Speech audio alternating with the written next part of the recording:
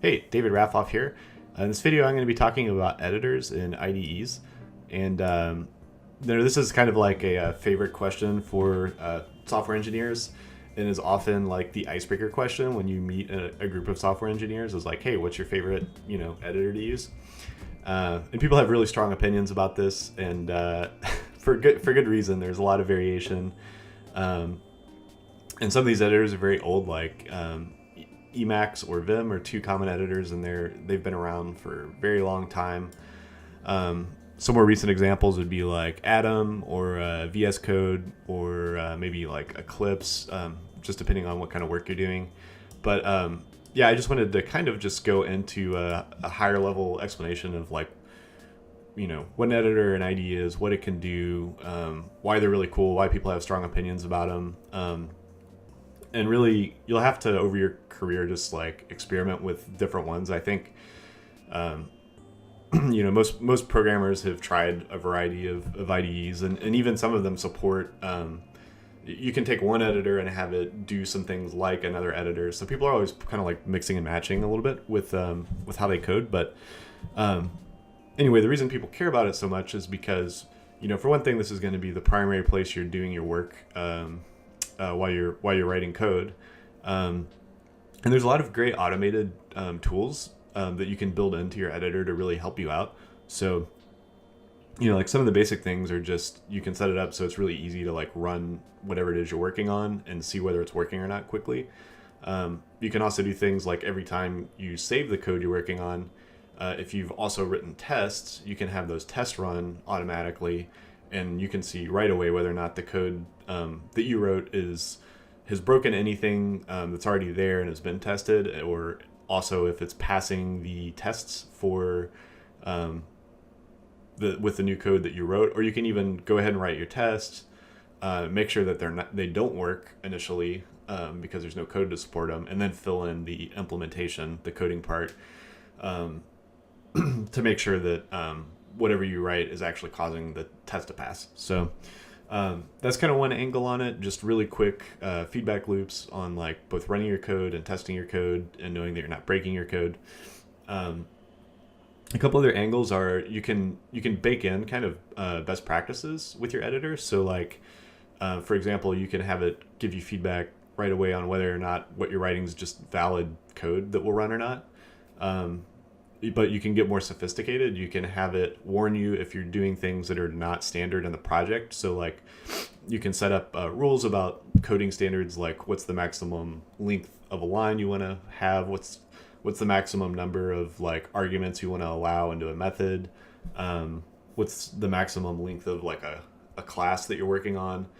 And these are just kind of general rules that the team you're working in, even if it's a team of one, agree on about like what's the best way to write code so that it's easy to understand and easy to maintain.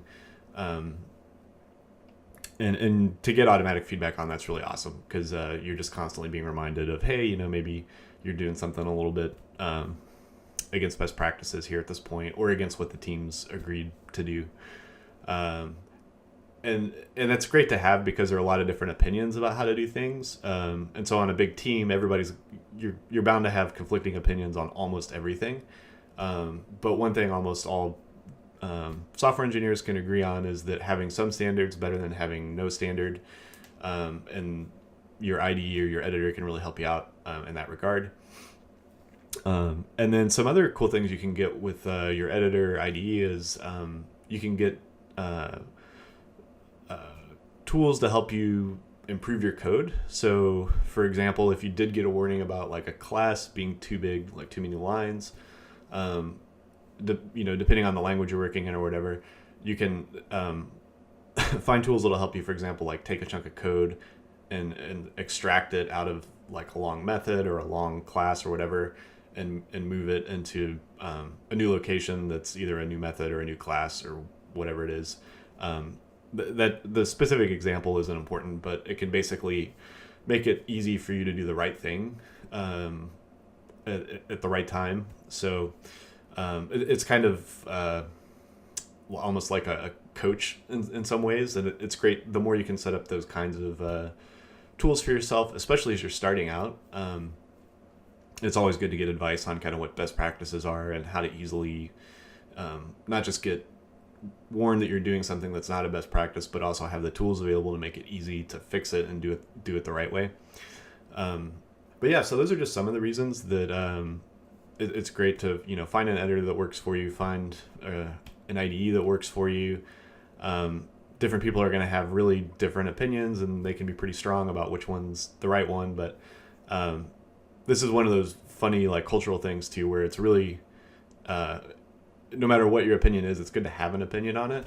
I mean, obviously you want it to be somewhat informed, but pretty much any group of developers you walk into is going to be curious about what's your favorite IDE. And it can have very practical reasons, like pair programming is a pretty common thing to do in the area that I work. And I would say I pair program maybe like half the time to, depending on exactly who I'm working with, it could be all the time or, half the time or something like that.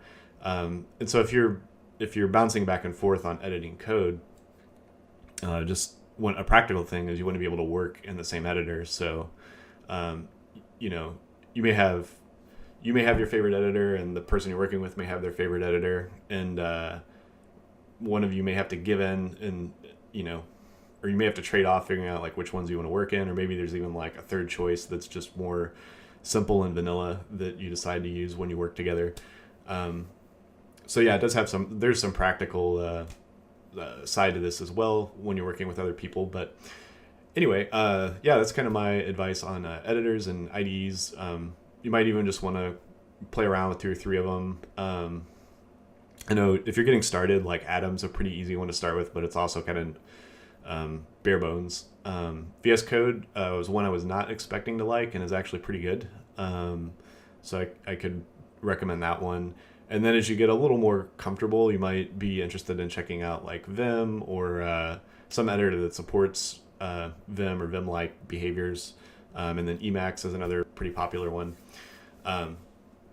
So yeah, I'll be doing more videos along these lines for kind of getting started in coding and moving into a career in like software engineering. So if you're interested in this topic, just click the subscribe button down below. And thanks for joining me. If you're interested in seeing more videos like this, please click the subscribe button down below to be notified about new videos. Also, if you're interested in helping out the channel, I have links in the description to my Patreon page, as well as Amazon links to all the gear that I use to make these videos. Thanks for watching, and I'll see you in the next one.